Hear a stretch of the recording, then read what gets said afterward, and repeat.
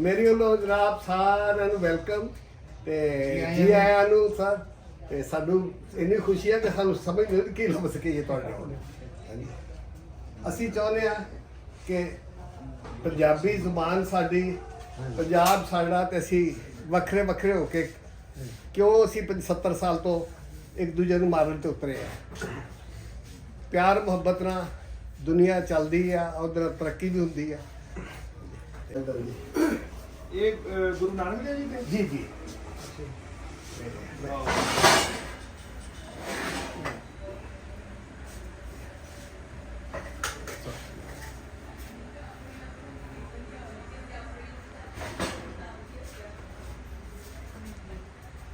हाँ जी, एक राजन सिंह सी डॉक्टर और उज्जवलजीत सिंह टीचर सी ते ये मेरे को आके ठहरते सी। मैं चूँकि कैप्टन भी सीगा ਤੇ ਇਹ ਜਦੋਂ ਆਉਂਦੇ ਸੀ ਉੱਥੇ ਮੇਰੇ ਕੋਲ ਆ ਕੇ ਮੈਨੂੰ ਖਿਦਮਤ ਦਾ ਮੌਕਾ ਦਿੰਦੇ ਸੀ। ਕਿੱਥੇ ਰਹਿੰਦੇ ਸੀ?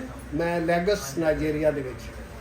ਉਹ ਉਜਲਜੀਤ ਸਿੰਘ ਕਿਤੇ ਅਪ ਕੰਟਰੀ ਸਨ, ਦੂਰ ਸਨ, ਤੇ ਉਹ ਫਿਰ ਆਉਣਾ ਉਹਨਾਂ ਤੇ ਉਹ ਲੈਗਸ 'ਚ ਰਿਹਾਇਸ਼ ਦਾ ਮਸਲਾ ਹੁੰਦਾ ਤੇ ਮੇਰਾ ਮਕਾਨ ਹਾਜ਼ਰ ਸੀ ਔਰ ਮੈਨੂੰ ਬੜੀ ਖੁਸ਼ੀ ਹੁੰਦੀ ਸੀ ਕਿ ਲੋਕਾਂ ਨਾਲ ਮੇਰਾ ਤਾਲੁਕ ਬਣ ਰਿਹਾ, ਮਿਲ ਰਿਹਾ ਮੈਂ ਲੋਕਾਂ ਨੂੰ। ਚੜ੍ਹਦੇ ਪੰਜਾਬ ਤੋਂ ਕਿੱਥੋਂ ਦੇ ਰਹਿਣ ਵਾਲੇ ਸੀ, ਕੋਈ ਪਤਾ ਹੈ?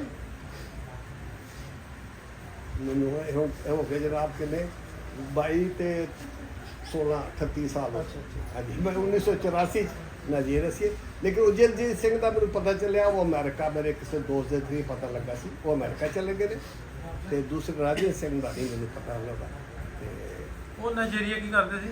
ਰਾਜਨ ਸਿੰਘ ਜਿਹੜੇ ਸੀ ਡਾਕਟਰ ਸਨ ਤੇ ਉਜਲਜੀਤ ਸਿੰਘ ਟੀਚਰ ਸਨ, ਸਕੂਲ ਟੀਚਰ ਸਾਡੀ ਤਰ੍ਹਾਂ। ਹਾਂਜੀ, ਸਾਡੀ ਮਿਸਲਾ ਹੋ ਬਾਕੀ ਵੀ ਸਾਡੇ ਵਿੱਚ ਬੜਾ ਇੱਕ ਦੂਜੇ ਨੂੰ ਮਿਲੀ ਦਾ ਕਿ ਪਿਆਰ ਹੀ ਪਿਆਰ ਹੈ। ਜਿੱਥੇ ਦੇਖੋ ਕਿਉਂ ਅਸੀਂ ਆਪਣਾ ਸਾਰਾ ਤਾਲੀਮ ਛੱਡ ਕੇ ਸਭ ਕੁਝ ਛੱਡ ਕੇ ਜੰਗਾਂ ਦੇ ਵਿੱਚ ਪਏ ਹਾਂ।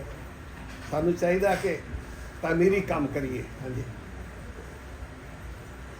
ਬੜੀ ਖਾਹਿਸ਼ ਸੀ ਕਿ ਇੰਡੀਆ 'ਚ ਉਹ ਜਗ੍ਹਾ ਦੇਖੀ ਜਾਏ ਜਿੱਥੇ ਅਸੀਂ ਪੈਦਾ ਹੋਏ ਸਾਂ। ਅਸੀਂ 5 ਭਾਈ ਗਏ ਸਾਂ ਇੰਡੀਆ 'ਚ 2012 'ਚ।